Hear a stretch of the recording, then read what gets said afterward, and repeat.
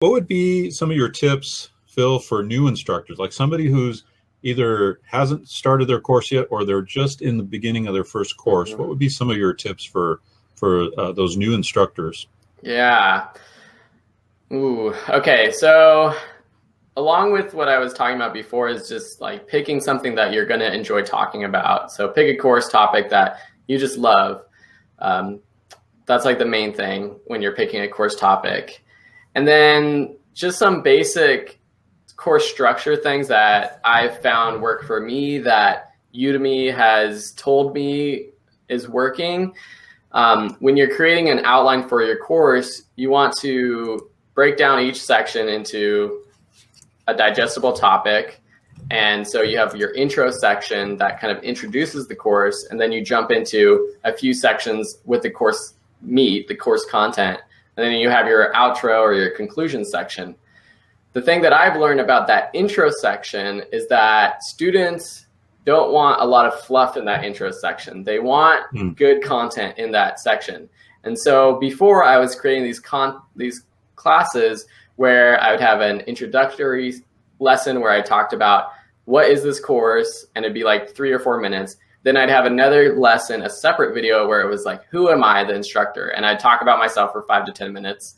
And then I would have a lesson about how can you succeed with this course, where I talk about taking action with the practice exercises, the tools you need to complete this course, and maybe a couple other fluffy lessons in there. But what students want is you to have like one video where it's just quick, 2-3 minutes. Here's what this course is about. Here's like an overview. Here's a little bit more about myself. Like a little bit, it's basically your promo video, but a little bit more.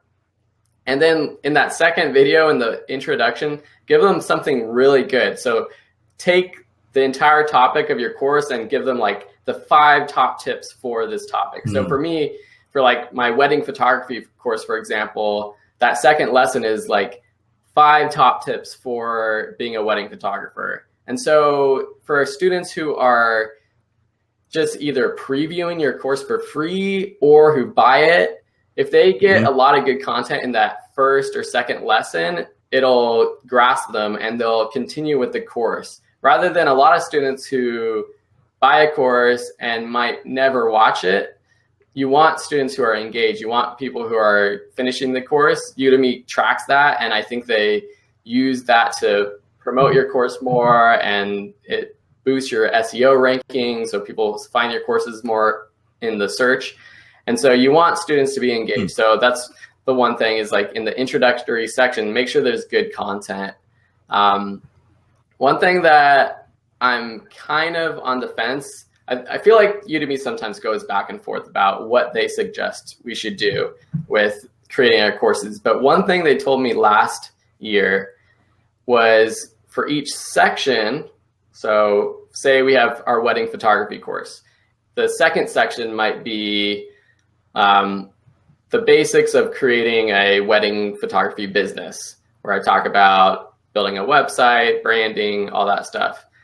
Well, in that section itself, have an introduction video and a conclusion video.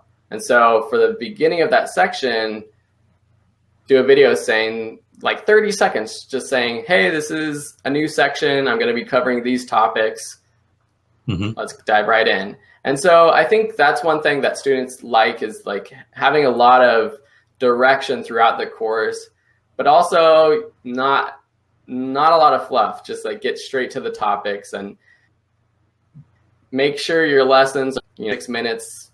It really depends on the topic. Sometimes I'm teaching a class where I'm teaching a tool like After Effects where I'm creating video effects, and it really takes 10 minutes to walk through an entire process. And so that lesson needs to be 10 minutes. But if I'm teaching a topic where I'm not really demonstrating anything, where it's just me talking about an idea, I think it's better to keep those videos to 3 or 4 minutes. Just keep it to the main topics and don't divert yourself, because students won't like that, and then they'll give you a poor review. I've gotten a lot of bad reviews about rambling too much. And so I guess those are like a few things that come to my mind off the top of my head. Yeah. Well, that's brilliant. I really like what you said about the, you know, being able to make that introductory lecture or those first few lectures really tight and really tighten them up. I mean, that's something that I've learned really in the last probably 7 or 8 courses that I've done, is to tighten that up really short, because you don't want to bore them. And I'm not saying that we're boring, because we're not boring, Phil, right? but to their perception, it might be like, oh man, how long before we get to the, you know, the stuff that I want to learn? And it's funny because I'm thinking about my 2 sons. They're 15 and 16, and I might be like surfing the channels on TV, right? And they're like, just get to something and let's watch it. You know, the span is so different from teenager to my age, you know, and it's so we need to kind of understand that we're in the YouTube age, you know, and people want to get their information like really quick. And so I think that was brilliant. In fact, you know, I want to take that snippet out and put it on YouTube, because I think that was an awesome tip. And I think that, you know, when you give them what Udemy calls a quick win, as you're saying, you know, give them those 5 tips on what's going to help you, and give them something that they can benefit from immediately.